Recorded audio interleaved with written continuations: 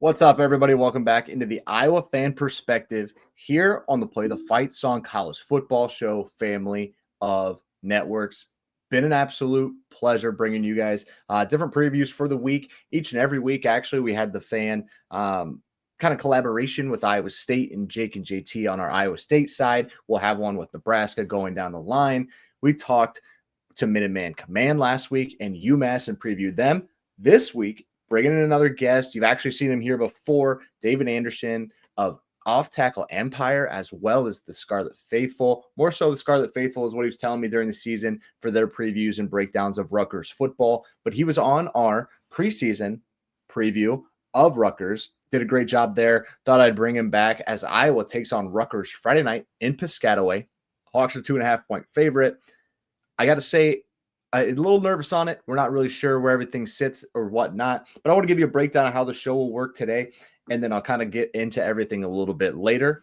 Start off things here. We're going to jump right into the interview with David Anderson. We'll kind of talk Rutgers, where they're at right now, their injury situation, how he feels about the offense, who's kind of humming a little bit defensively, seem to have a little more issues, what the pros and cons are to what they're doing offensively, and the three-headed monster they have at receiver. Once we're done with that interview, we'll kind of come back to me. I'll talk through my thoughts post-UMass, where I feel like this team is, the expectation, and then I'll get into the prediction of the game for the weekend. Pumped about it. Friday night, if you don't have plans, I believe this game kicks off at 7 o'clock Central Time. Just want to double check on that. And should be a good one. Should be a good one. Tons of fun. I know the Rutgers ones and any game on Friday nights kind of gets scary. 7 p.m. Central, Hawks 2.5-point favorite in Piscataway. Be an interesting one. We're really not sure what we'll see out of that. But before we get into that, I want to shout out our partners over at NoRivals. Here's one of the hats they've had sent over to me. Hawks Upside Down collection. Awesome stuff. You can check out their website. They have a ton of new Iowa hats. They got the sports-specific Herky on a ton of different hats, white and black. They got the Upside Down collection, espresso, bunch of different options. Awesome stuff. I assume you're looking for Iowa hats if you're here watching the Iowa Fan Perspective. If not, there's tons of other schools on there. Check them out, but use code PTFS at checkout. That's going to get you free shipping on us. That lets you know, we're here to help you and you're here to help us, and let the sponsors know that they're supported and they're loved through here. So we're going to jump into the David Anderson. Tons of fun. Again, check their stuff out. The Scarlet Faithful is everywhere David is and the rest of his team talking Rutgers. So we appreciate him for joining. From there, let's jump into the interview. Well, we want to welcome back on David Anderson. He's from Off Tackle Empire and the Scarlet Faithful. Talking Rutgers, if you remember, David, he was actually on our preseason preview of Rutgers. Kind of went through a couple of Big Ten teams and talked through their preview and what they were looking for this season and what the season might hold for them. Right now, Rutgers sits at 3-0. David, how are we kind of feeling about everything? Welcome back on to the show. Oh, thanks. Yeah, I mean, I think we had overly delusional fan base a little bit preseason, but a lot of them turned out to be right about this Rutgers offense. They've got the best offense that the program has had, without a doubt, since a 3-year stretch from about 2006 to 2008.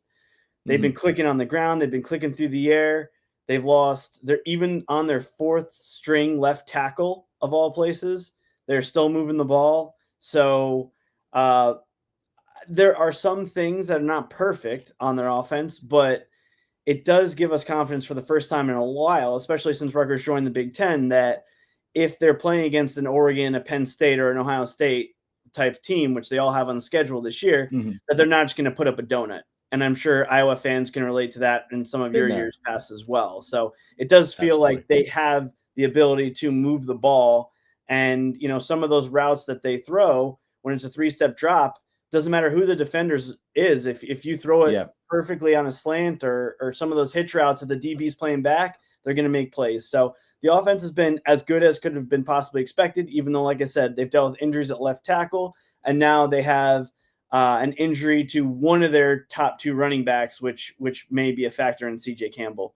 But then unfortunately, the defense has been generally not good at anything, and we'll probably get a little bit more of that during the course of this conversation.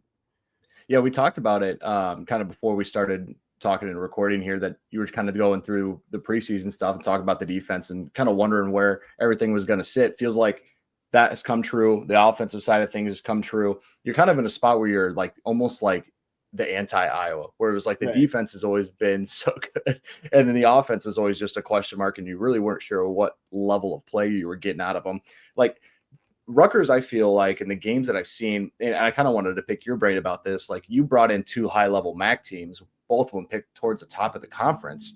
One of them in Ohio kind of got really close late, was pretty much close the whole time. Both teams moved the football really well. Neither one of them really had a chance to play great defense. And then you bring in Miami of Ohio, and I kind of think DeQuan Finn, I've expected more out of him in his return to the MAC, but held them a little more in check and then continued that offense. What was the difference between those 2 games? Was it just like Miami of Ohio, like not converting on things? Was Rutgers stout on 3rd downs, 4th downs? Kind of what was the difference between those 2 games, and rather than just the scoreboard looking different? Yeah, I mean, Finn, you could tell he grew a lot from game 1 to game 2. I think their coaching staff, whether it be Chuck Martin or somebody else who put in the game plan, they figured out what they did wrong against Wisconsin, and they played a lot better against Rutgers.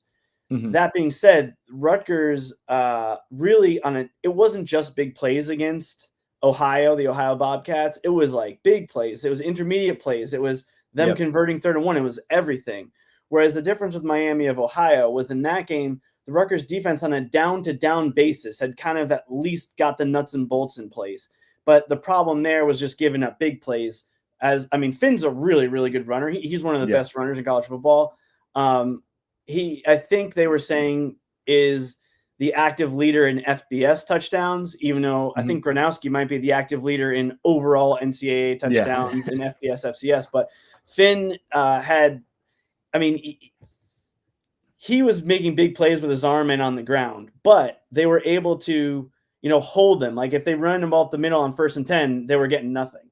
It was more like, a 3rd and 7, he might scramble for 40 or 50 yards. And that was a majority of their yardage came on chunk plays.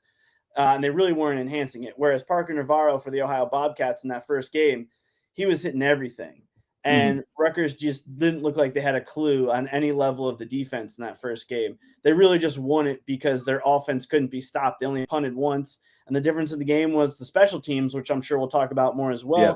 Rutgers blocked a punt. Well, they blocked 2 last week against Norfolk State, but they blocked 1 punt returning for a touchdown against Ohio, and you ended up winning by 3 points. So, that's the difference in the game, right? Now, that being said, if they didn't block it, they were pretty much scoring at will, so it's entirely possible they would have not blocked it, and they would have just matriculated the ball down the field anyway. But that's really the big difference between game 1 to game 2 and even game 3, was that Rutgers on a down-to-down basis defense seems to have improved a lot, but they're still being victimized by the big play. Yeah. It was kind of interesting. I feel like we both played teams. I say we as a fan usually does, right?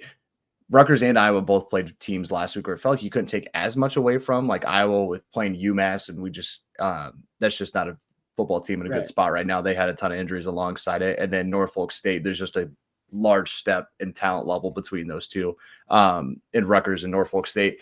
But it also, like, anytime you can get a team feeling better about themselves and more reps, it's a win. And so you take that away, that it means a lot to the players and the guys in the room on what that result was and how things went. So you kind of started on like how the offense had been, and the expectation is that it'd be a little bit better. And you said that in our preseason, is like, I kind of think they'll be a little bit better than they were a season ago.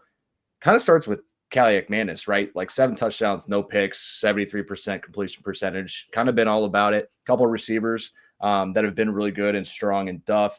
And then the running game has been solid too, but it's been more so in Antoine Raymond than anybody else. Kind of what's their style? What's working for them? Are they finding a way to kind of stay with a pro set? Are they just kind of changing things up and playing to Callie McManus' strengths? Or what's kind of the difference here between last year? They're pretty much running 11 personnel all the time, but then they rotate which back is in there. And then they have 2 tight ends. Occasionally they'll go 12 with 2 tight ends, and then taking DT Sheffield, the slot receiver, out because he's an electric player. I mean, the best thing to compare him to for your listeners that haven't seen him is he's a lot like a Rondell Moore. He's really short, really thick legs, but when he's on, like, it's really hard to tackle him because he's almost like a running back in how compact he is.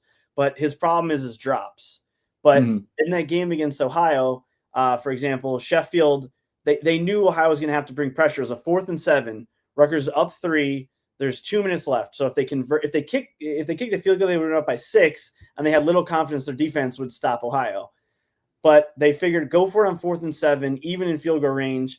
And they basically just ran a route where Sheffield, coming out of a timeout because they had the 2-minute timeout, they basically were like, cut at this exact or not mile marker, but yard marker, basically. And they knew the defender was no way going to be able to stay with them. So he made a perfect in cut, and then he was wide open. And that's basically been available to them the whole season. So that, as well as Duff and Strong, who you mentioned, they've been killing teams on just intermediate comeback routes, curls, and I've seen, Iowa have to play against a lot of those type of routes against Iowa State. And obviously they're going to do a better job defending them than the other opponents Rutgers has faced. But it's really hard to stop Strong and Duff because they're both tall and they're strong-handed. Like, they don't really have a lot of drops. So even if you hit them, you got to hit them exactly at the catch point or they're going to catch the ball. Yeah. And I mean, Ian Strong, if you look back at all his catches, he's got 200-yard games. I don't even know if he's been tackled. He almost every time he's kind of running and then kind of eventually gets out of bounds with 2 guys hanging on him. Similar with KJ Duff, it's taking 2 and 3 guys to bring him down. And he was working some in cuts last week because they were just expecting those curl routes. And instead he went the other way and got huge yardage. Yeah. So basically they run a 3 receiver set most of the time, and it's built along slants to Sheffield and curl routes on the outside. And then they work off of that. Double moves. Yeah. Occasionally they'll send a tight end into that open space. That's basically what their offense has been so far. And it's been very vanilla. So they have a lot more they could go to that we saw last year. We know is in the playbook that they haven't done yet. So the big challenge for the Iowa staff is guessing which of those concepts are going to be in the playbook this week, and then shutting or at least slowing down the concepts that have already been on film for 3 weeks. Yeah, you kind of look at that matchup, and Iowa's always the one that makes you want to go 10 plays, 12 plays, 75, 80 yards to score. And it feels like Rutgers is kind of okay, we'll take those. And that's a strength. You've seen Iowa teams get beat in that spot. Iowa State did it a couple years ago, went 90 yards for a win. There's other teams that have been able to kind of hit things and just take what you're given and just methodically move. Now, I think that these receivers are a little more athletic than a lot of these teams that have, had to feel like they've had to dink and dunk Iowa in some spots, because it is it's a 3-headed monster in the receiver room. And I think the DT Sheffield one, it kind of gets overshadowed nationally, but guy was an animal at North Texas. He comes over here and you knew he was going to make an impact. He probably leads. I don't know what his exact drop number is, but if he has just say 1 or 2 at most, he might lead this team in receptions. It feels like they got those 3 and it's pretty set on how they're going to get them the football, and they have a really good skill set. And then on the Iowa side, TJ Hall's the DB that is kind of DB1 right now. On the other side, Deshaun Lee was still kind of coming along, had a good game against Iowa State. But that's the one you want to pick on. And if you got 3 guys that, you feel like you have to match up with, it makes it really tough. So it is a different look for Rutgers. And it feels like there's a real opportunity there to continue to those 3 to have success. You talked about it kind of on the intro a little bit. The run game's been good. All 3 backs basically carry most of the load, but you have Raymond with more carries, all of them above 5 yards a carry. What's the situation with the running backs? How does it kind of feel right now in the run game itself? Yeah, so CJ Campbell Rutgers had a lot of pretty good running backs, but they haven't had a lot of running backs that are elite physically. Yeah. Even Ray Rice could get caught from behind. He didn't have the that 4.4 straight line speed that he's gone. And CJ Campbell was the one guy who kind of had that, but he injured himself pretty bad last week. I would kind of be surprised if he plays. So Antoine Raymond is kind of like a Kyle Monungai Jr. He doesn't break as many tackles, but he plays the same type of way where he's really good at reading blocks, clearly received similar coaching. He's really tough. He'll fall forward and he can find a little crease just to get a little extra space. So he's getting 3 yards instead of 1 or 5 instead of 3 type of thing. And then Jashawn Benjamin is kind of like that running back for Iowa State that was like the smaller, shiftier one. I think it was number 24. I forget his name. Sama. Yeah, I think so. He plays a similar type of that. Like he's kind of quick and shifty, but he knows when to put on the burst. Mm-hmm. And so he's going to have to be pressed into more of a role. They also have Samuel Brown, who was an absolute beast 2 years ago, but ended a season-ending injury. He's been listed as questionable on the injury report, but if Campbell can't go and Brown can go, I mean, they were hoping to save him for the last 4 games, but if Campbell's out and he can play, they're going to have to use him maybe as like a short yardage, as like bulldozer at times. So they're going to play 3 backs. They haven't thrown to them that often. And their offensive line it's really more of a pass-first offensive line. They're not really that big. They're more agile and athletic than they are maulers, like I would say the Iowa offensive line is. And so if Rutgers thinks they can just line up and go hat on hat and bulldoze a team in the Big Ten, they're mistaken, surely. So they really need the pass to set up the run. But if the other team is in cover 1 or cover 2, then their line knows how to isolate a space and have the running back run through it. So they've done a good job of calling plays, running option, things like that. The one weakness in the run game, I would say, is your smart thing is just play the back and force Cal McManus to tuck in a run. Because sometimes he makes bad decisions about when he should slide or dive forward. In a 1st and 10 when he should slide after 5 yards. Instead, he's kind of like half diving awkwardly at like 7 yards. You know what I'm saying? Yeah, like we've even seen Gronowski do a couple times, especially against Iowa State, where if he just takes it, unless it's 3rd and he has to dive forward, like that's kind of a little bit of a weakness, I would say. But again, they're on their 4th string left tackle. Maybe their 3rd guy, Tyler Needham, will be back, but they're going to have at least one weakness there. And so it'll be interesting to see how they hold up from a blocking standpoint.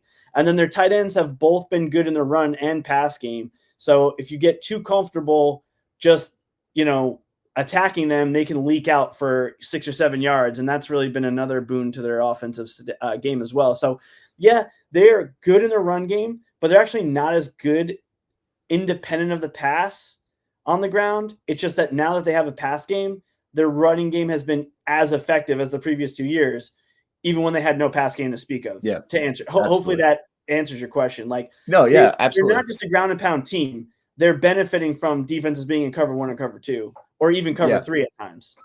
Yeah, I mean, it feels like when I've been watching them, it feels like it has a different life to it, almost offensively. And like the offensive line, like 5 sacks for Cal McManus is kind of through 3 I feel like is a little misleading. He does have the ability to get rid of the ball a little bit quicker. It's felt like this year, but at the same time, he has kind of made some of those like hold the ball too long, weird spot, like just like Gronowski's like, why do we still have the ball in our hand? Why are we still kind of moving around? Like, I feel like there's an opportunity for Rutgers to kind of block it up and just get the ball out of his hands a ton. Iowa's gotten to the quarterback, but the sacks haven't been there, right? Like when they played Rocco, they were getting pressure, but they weren't getting sacks. They were getting him out of the pocket. I mean, nobody gets out of the pocket with, more intent to hurt you than Rocco Beck does around the country. That guy's been really good at it. They got to UMass a couple of times. I mean, that just felt like more of an overmatched situation than anything else. And so I am intrigued to see how Rutgers kind of counters a pass rush and then how Iowa tries to get any pressure on him, if any. I think the run game is kind of, it'll be a wash almost for both sides. I feel like there's kind of a spot here where Iowa will have their chance to get some stops if it's an obvious running situation, but Rutgers will find a way to grab 6 or 7 randomly throughout the game if Iowa's still worried about these 3 on the outside. Let's flip over to the defense. Is there anybody in particular, even with like kind of the struggles they've had, that stood out to you, maybe like didn't quite have the hype in the preseason, or is just kind of gotten better and better? Or what's kind of been the one part where you feel like you can lean on it a little bit more?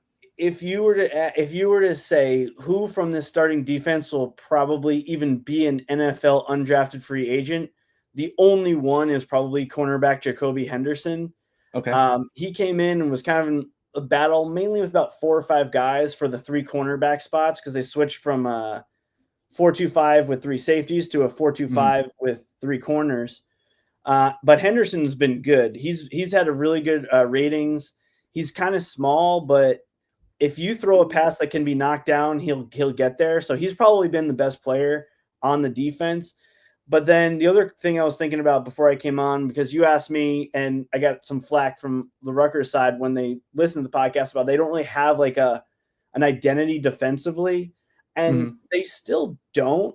But what happened later in the Miami of Ohio game and kind of continued last week against Norfolk State, albeit against a team that does not have linemen, which is the typical problem for a new head coach like Michael Vick, is the defensive line, for better or for worse, is starting to become the heart of the defense. They're not necessarily a great unit. They're like I kind of mentioned the preseason. They got a lot of guys who can do maybe one thing, maybe one and a half things. They don't have anybody who's good against the run, good against the pass, fast, strong. They don't have, but they're starting to develop this identity and a little bit of a toughness, I think, that came maybe even seeds of it the last drive when they did stop Ohio, the only one of 2 times they forced a punt that entire game. And then against Miami of Ohio, they just didn't have the speed to slow down Finn. But other than that, like, they're starting to show a little bit of burst off the snap. I think one of the things that's happened is that they realized just sitting in your gap is pointless. Like a lot of these teams you see in college football, even like a Kansas State, they're basically like, don't sit in the gap, just try to get penetration. If they run straight up the middle, so be it. And I think that's going to be a little bit vulnerable to what Gronowski was able to do against UMass, where when Iowa's offensive line kind of pushed the rushers out, they were giving him lanes to run and see in the middle. So that could be a risk. But Rutgers is starting to realize, like, we got to just play like crazy people on the defensive line. You got to be aggressive as we can, because there's no guy who should be conserving energy or they'll be useless. I would say the leader of that unit has probably been Bradley Weaver, the transfer from Ohio, who is playing against his former team. He's been a little banged up and he's been a little better each week. Unfortunately, their best defensive tackle is out for the season, so another injury or to a starter they're dealing with. And I think Weaver is probably kind of gaining the respect of the guys in that room. But they've been using him in the middle during passing situations. My fear is that he's going to have to be used as an end because of Iowa's running game, which will stifle the Rutgers pass rush on the early downs entirely and give Iowa plenty of time to throw. So if I were Iowa, I would run more of that play action, especially on early downs, that will freeze the linebackers, because the Rutgers linebackers are – Jabomi's good. He was third team All Big Ten last year for a reason, but he's not like a sideline to sideline like freak speed-wise. And so you can get around the perimeter. They are vulnerable in coverage. And so that's probably what I would try to do if I was Iowa, like run play action on early downs and then go from there. Because the one thing I'll just say, because you were talking about you were a baseball player, a couple of you guys were baseball players, the best way to describe the Rutgers safeties are they're kind of like a pitcher who's effectively wild. You have no idea where they're going to be. So even if the quarterback reads the coverage right, they might not be in the right place. Like you might read like a straight cover 3, but randomly the center safety is just like in the box and like ends up tipping a pass when like there's nobody in the deep third in the middle. So I honestly think that's actually a bad thing, because it looked to me like Gronowski was finally getting comfortable with the plays that were being called by Lester last week. But honestly, even if he reads the coverage perfectly, they might not be there because they're really been that out of position. So it's going to be kind of a weird game for him. But if I were Iowa, again, I would try to push the pass rushers out and let him have lanes to see. Because the other thing I was going to ask you is, I don't think he can see over the line, because there's a huge difference between quarterbacks who are like 6'2" and maybe like 6'4", 6'5". Like I remember when Iowa had Stanley, he was so tall that like he never had a problem no matter who was playing on the offensive line. Whereas like Gronowski has to, like Drew Brees style, look through those windows and only get a flashing look at like, is this guy there or not? And he seems to be playing with a lot of doubt. Is that what you've observed with his play? I think it's definitely a doubt. And I think he admitted it in right after that Albany game. And then even after the Iowa State game, it was like, he's still trying to find confidence in what he was seeing almost. Right. And almost like confidence in what he, his own head, like, this is what the play call is. This is what I'm looking for, that kind of stuff. And it was just kind of felt like everything's been really slow motion. And even last week, like they ran a couple things that just schemed guys wide open. Right. Right. Like, and they ran a lot of boots and stuff. Yes, exactly. But it also felt like going back to those routes that are schemed open, a ball might've been a tick or two late. Like there's a difference between a guy getting a 25, 30-yard gain and then stepping out in 5 yards because he's so much momentum to the sideline and hitting him 2 steps earlier, and he can turn that into 60 and a touchdown, right? Like there's a couple of those. I think that now if it's like just because he's not seeing over the line or anything, I kind of only speculate that, but it is a little slower than you would like to see. And that's what happens when you have off-season surgery and completely switch programs and you're not getting full reps probably till a week, 2 weeks before we play game 1. Like that causes a lot of issues. You kind of go like talking about like what helps him like get in the run game. The guy runs hard, which is, a pro and a con in a lot of ways. You come off a shoulder surgery. I don't really need you taking 95 hits. There's a lot of quarterbacks, by the way, around the country who decided we're not getting down at any point. You look at Haynes King at Georgia Tech. You go look at other guys throughout the country. Nick in the same game. Help. Yes, like they just both get were down, doing guys. And I think like if Iowa can find a way to kind of run him effectively, it'll help. But my worry is that it'll become so like get him going that way that once you have to drop back and pass again, another thing we've been through, like it doesn't matter what they're doing defensively. Like he's going to be lost a little bit. Like if he hasn't gotten that groove yet. The run game, like it's been 2 out of 3 games for Rutgers. The quarterback for the opposing teams led their team in rushing. Getting out of the pocket's been a big deal. Navarro moves, Finn moves, Gradowski moves. What have you seen anything or anybody address that in any of the pressers that like guys get out of the pocket and they make plays? Because that's the biggest X factor to me in this game is because what I saw, for example, in Iowa's game against UMass, there was that one play where linebacker Timmy Heinspetter for UMass just kind of came off the edge and just on a little bit of a delayed blitz, had a free shot at Gronowski. No one said anything, and he just took the hit. And I was kind of surprised that happened. And I feel like Rutgers defense is going to have to try some tactics like that because I kind of see this game going one of 2 ways. Either it's not necessarily a track meet by Rutgers and Iowa historical standards, like, say like give it a little context. if that happens, then I think Rutgers, because they've done, I think if your defense is bad, you need to do one of 2 things. You basically go cover 4, just like let them throw everything underneath and just try to make them execute 10, 12 play drives. Or you do what Kansas State does and you just send everybody that's not in man coverage and maybe leave a safety. But just like literally tell everyone to just go and try to like be disruptive in the backfield and know that if they throw a screen once in a while, you're screwed, right? Like, I think it's one of those 2 approaches, and Rutgers has gone with neither. They've kind of just like sat there and then gotten picked apart.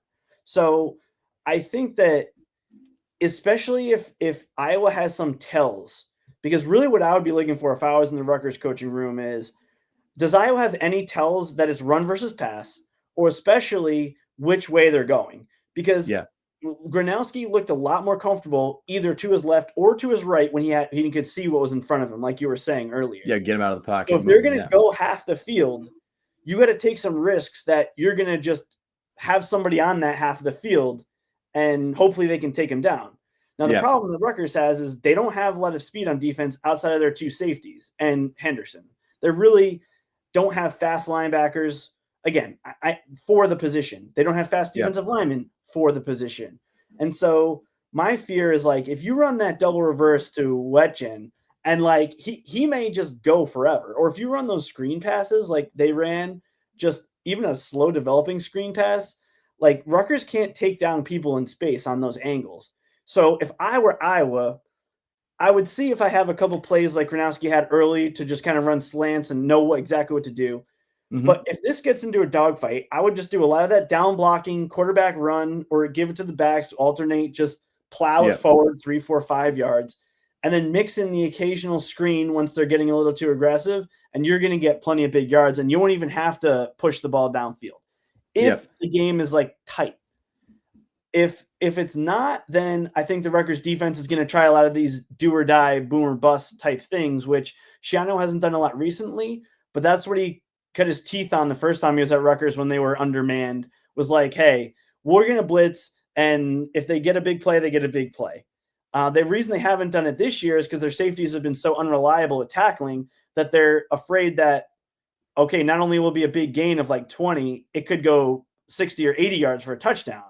So a lot of it's going to come down to that. If they're giving up touchdowns anyway, then you might as well roll the dice. So I think Iowa has a pretty good game plan if this is like a low scoring game or intermediate.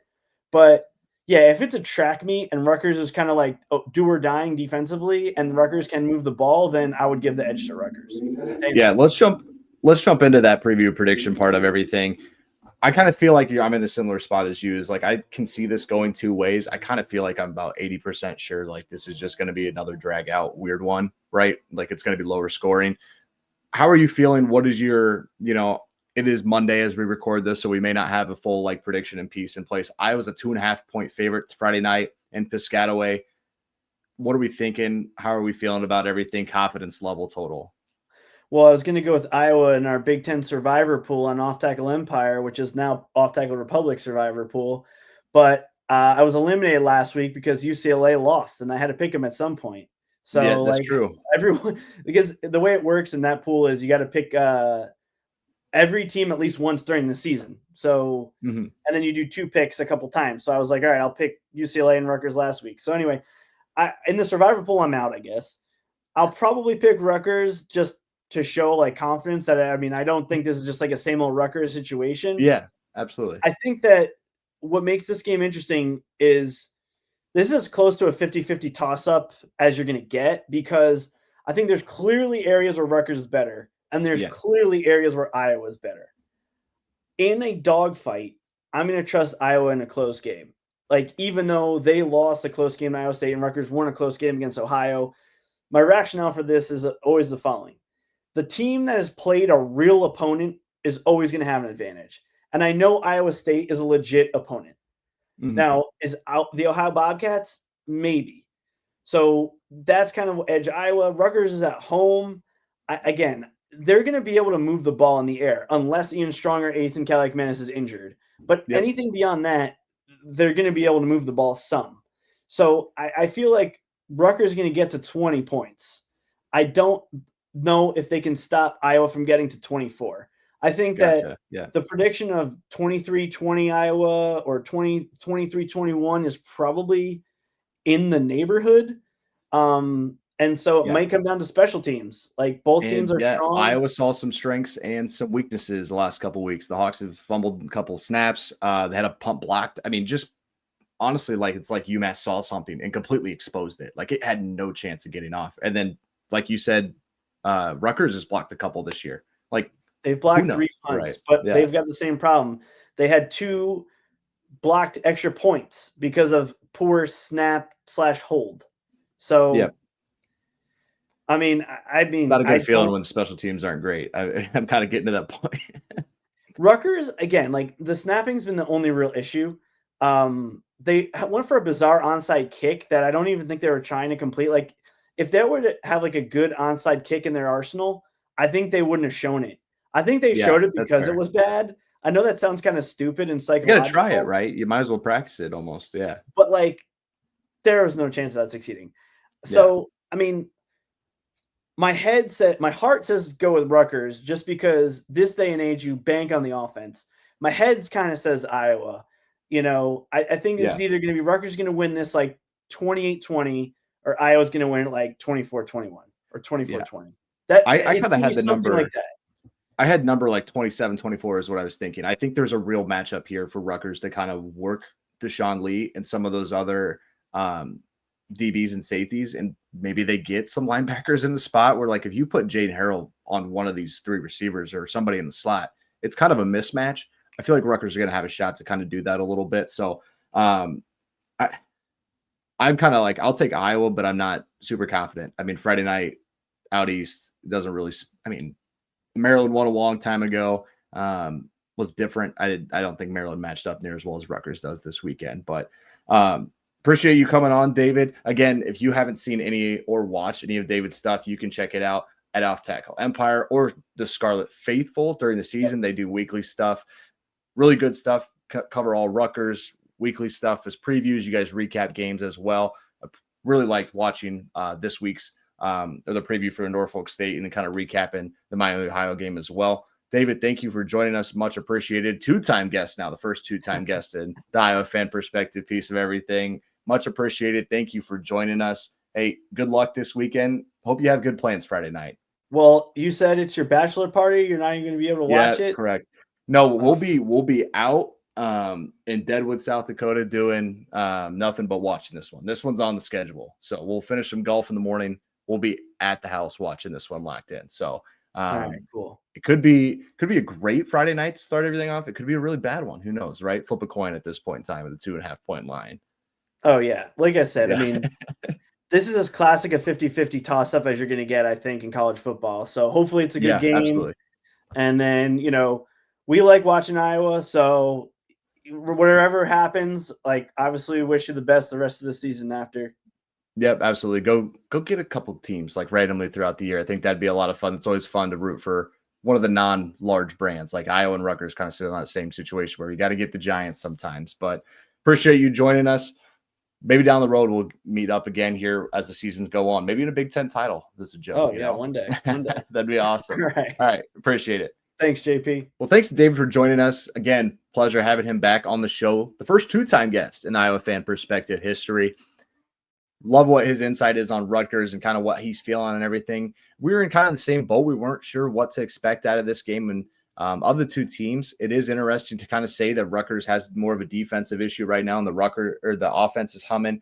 Iowa feels like it's kind of in limbo with both sides of the football. Defense is always solid, but there's some questions there. So appreciate his kind of perspective on everything and his thoughts. Tons of fun talking to him as always.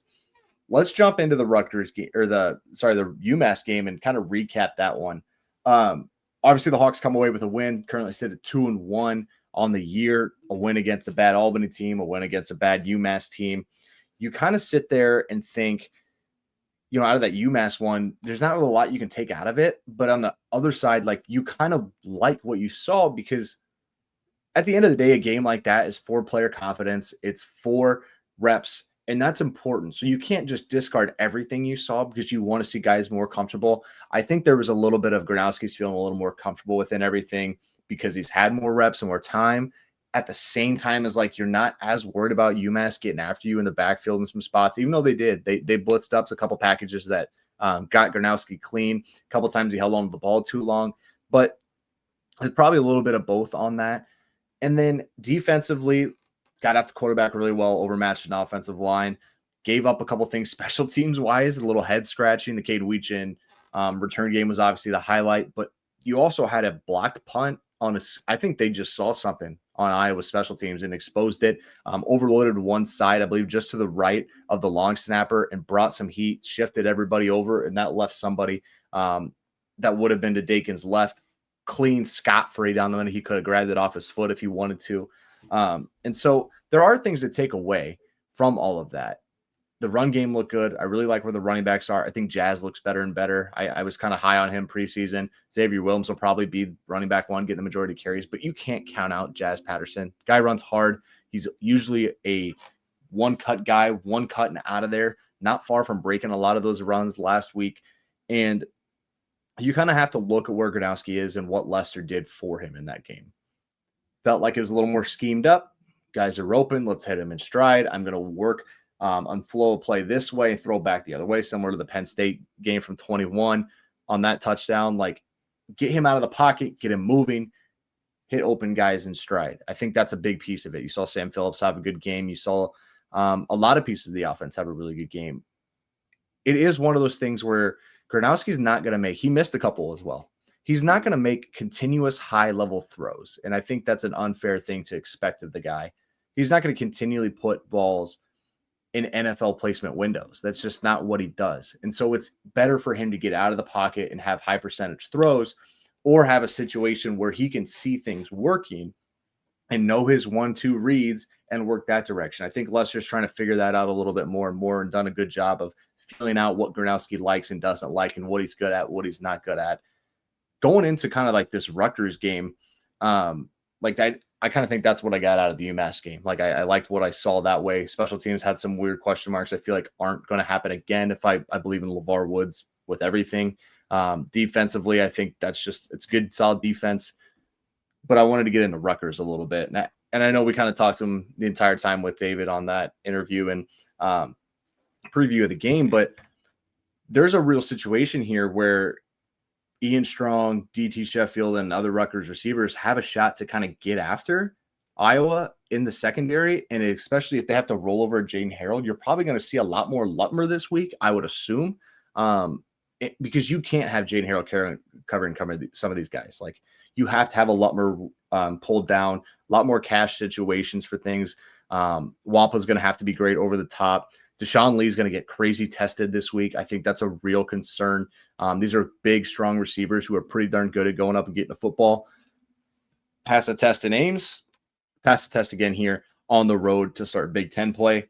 I'm kind of up and down on this one. Interested to see how everything fits and rolls, but excited for it, right? I think this is a big one to get. If you can go get this one, you bring in Indiana next week into Kinnick Stadium. Let's start 1-0 in Big Ten play and go from there. Like, if as a fan looking from the outside, you want to see improvement week after week after week, dropping this one does not spell improvement in any way, shape, or form. This isn't one you can lose and say things are moving forward.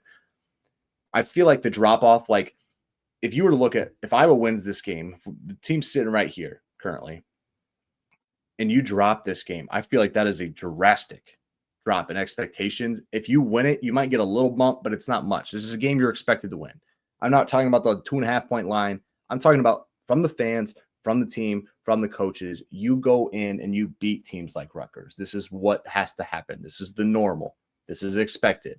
So that's kind of where I'm leaning on everything. I think it's going to get a little more higher scoring. I think the Hawks will get to like 27-28. Thinking 28-24 Hawks win this one. Excited for it, pumped for it. If you guys want your own NoRivals hat, all you have to do, right? Like the video, comment down below your score prediction for the game. You got to hit it on the nose, though, right? You got to tell me Iowa this score, Rutgers this score. Tell me if you hit it on the nose, we'll get you a NoRivals hat on us, right? Got to hit it on the nose. Only one winner. So if you see a comment in there of a score you're like, oh, I really like 24-20, can't have it, right? Unless you flip the teams. Got to hit it on the nose. But you got to like the video, got to subscribe here on Play the Fight Song, and you got to hit it on the nose. Put that all down below. Appreciate everybody for joining in. It's been a ton of fun. Again, we're going to do this again. Next week is the hope. But again, before you go anywhere else, remember that we have an awesome channel here. We do weekly college football shows talking all 136 throughout the country on the Play the Fight Song Network. Weekly. We'll be live Tuesday this week instead of Wednesday. Usually it's Wednesday nights around 7:30 Central Time. Tune into that stuff. It's awesome. We've had a ton of fun growing this YouTube channel and going there farther and farther through this. So check us out there at Play the Fight Pod on all socials. Been a blast. Everything's awesome. I'm hoping Hawks can pull out a win and start Big Ten play 1-0. Everybody have a good one. Stay safe. Go Hawks.